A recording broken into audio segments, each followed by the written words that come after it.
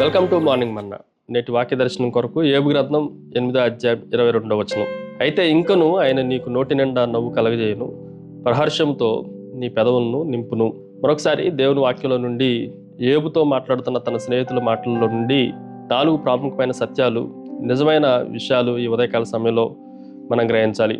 Number 1, it is a gauge, దృష్టి, గమనిక. ఈ మాటను కూడా మనం జాగ్రత్తగా ఆలోచన చేస్తే మన కష్టాల పైన కన్నా కూడా ఆ కష్టాలని తొలగించే దేవుని పైన మనం దృష్టి ఉంచాలి అని ఈ వచన భాగం మనకు జ్ఞాపకం చేస్తూ ఉంది. మనం దుఃఖంలో ఉన్నది అది పరిస్థితి, కానీ దుఃఖంలో ఉన్నప్పటికీ నవ్వుని, ప్రహర్షాన్ని, హర్షాన్ని కలగజేసేవాడు దేవుడు. ఆయన పైన దృష్టి ఉంచడానికి మనము ఇష్టపడాలి. ఉదాహరణకి చీకటి సొరంగం గుండా మనం వెళ్తున్నప్పుడు GPS మార్గంలో అది మనకి నావిగేషన్ చేస్తూ ఉంటుంది. ఒకవేళ ఆ సొరంగంలో చీకటి కనిపించినా కూడా గమ్యానికి చేరటానికి అది ఎలాగైతే మనల్ని శాటిలైట్ నుండి సిగ్నల్స్ అన్నిటిని తీసుకొని నడిపిస్తూ ఉందో, దేవుడు కూడా నీ చుట్టూ చీకటి ఉన్నా, కష్టాలున్నా, శ్రమలున్నా వాటిలన్నిటి నుండి గమ్యానికి చేరటానికి ఆయన మార్గదర్శిగా ఉండి నడిపిస్తాడు అన్న సత్యాన్ని మనం గ్రహించాలి. రెండో విషయాన్ని మీకు జ్ఞాపకం చేస్తాను. ఇట్ ఈజ్ ఎ గిఫ్ట్, బహుమానం. ఈ మాటను కూడా మనం జాగ్రత్తగా ఆలోచన చేస్తే నవ్వు, అదేవిధంగా సంతోషము, ఇవి రెండు కూడా మానవుడు తన సొంతగా కలగజేసుకునేవి కాదు, దేవుడే కలగజేయాలి. దేవుడే వాటిని మనకు బహుమానంగా అనుగ్రహించాలి. ఉదాహరణకి శారాకు పిల్లలు లేనప్పుడు దేవుడు వాగ్దానం చేసినప్పుడు నేను నీ కుమారుడిని ఇస్తాను అని చెప్పినప్పుడు నవ్వు కలిగింది. అదే నవ్వుకి సాదృశ్యంగా ఇస్సాకుని దేవుడు అనుగ్రహించాడు. ఇస్సాక్ అంటేనే నవ్వు అనే అర్థం కూడా మనం గ్రహించవచ్చు. దేవుడు మన జీవితాల్లో నవ్వుని, సంతోషాన్ని ఆయనే బహుమానంగా ఇస్తున్నాడు అన్న సత్యాన్ని మనం గ్రహించాలి. Number 3, it is a growth, అభివృద్ధి.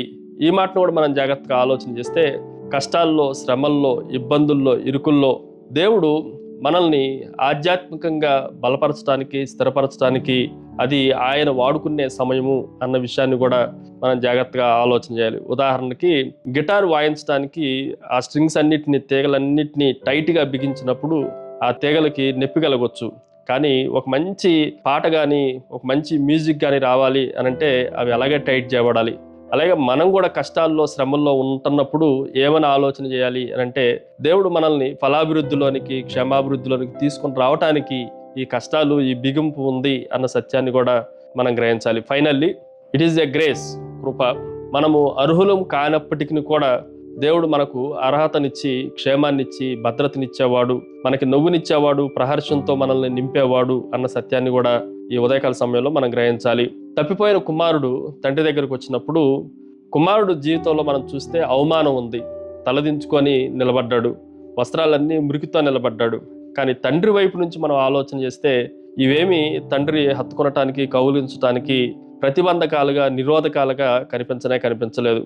అవమానంతో ఉన్న కుమారుడికి గొప్ప విందు చేసి ఆ కుమారుడి సంతోషాన్ని, కుమారుడి జీవితంలో మరలా నవ్వుని తండ్రి ఎలాగైతే పూయించాడో, దేవుడు కూడా మన తప్పిదాల కన్నా కూడా ఆయన కృప విస్తారంగా మనల మీద కుమ్మరించడం ద్వారా మనం ఇంకా దేవునిలో కొనసాగించడానికి మనకి జీవితం ఉంది, గమనం ఉంది అన్న విషయాన్ని మనం గ్రహించాలి. ప్రార్థన. సకల ఆశీర్వాదములకు కారణభూతుడవు తండ్రి, యోబు భక్తుని జీవితంలో ఎన్నో కష్టాలు, శ్రమలు, నిందలు వచ్చినప్పటికీ వాటిలన్నిటిని అధిగమించడానికి మీరు ఇచ్చిన కృపను బట్టి, మరలా మీరు 200గా ఆశీర్వదించిన ఆశీర్వాదాన్ని బట్టి మా జీవితాల్లో కూడా కష్టాలు, శ్రమలు కలిగినప్పుడు మీరు మాకు అనుగ్రహించిన మాదిరిని బట్టి మిమ్మల్ని స్తుతిస్తూ యేసు నామమున అడిగి వేడుకొంచున్నాం తండ్రి.